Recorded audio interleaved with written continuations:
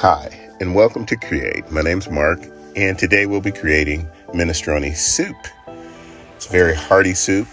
It's great for the season, and it's good for leftovers as well. We're going to drop down some onions. All the descriptions will be in the box below. Please make sure that you get down there and look at this easy, simple recipe that you'll love for you and your family for years to come. We're going to be creating our own broth here. We're putting 2 cups of water in at a time, and then we're going to put some vegetable better than bouillon paste in there. And you can use any type of broth that you like, but I'm using vegetable broth because it's a kind of a vegetarian soup. It's very hearty. You would think it has meat in it, but it doesn't. And so with the paste, it's going to give you that real good flavor that'll carry through the soup.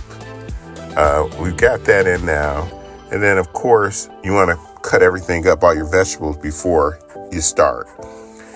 And with this, we're going to put in the zucchinis, 2 thinly sliced zucchinis, kind of bite-sized.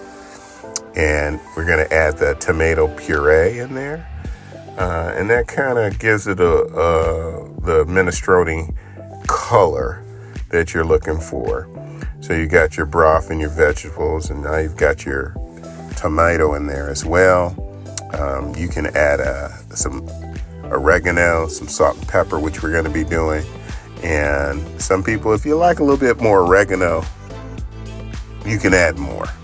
But we're just using a teaspoon here. And we're going to add some salt. And when we use salt, we're using, sea salt or coarse salt. And we use some cracked black pepper as well. And you have to season this to taste.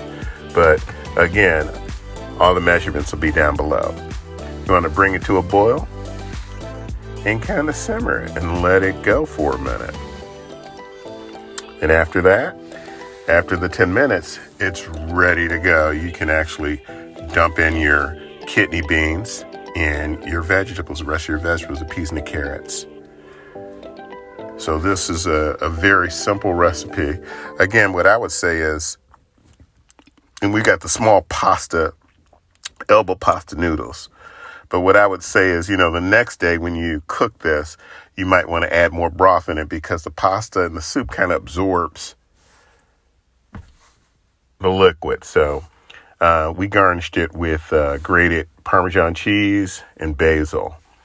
And it was that quick. Thank you for watching this. We really appreciate we've come to 100 subscribers. And so we're excited about that. We want to keep going. We've got some other recipes that we're going to be showing you guys here.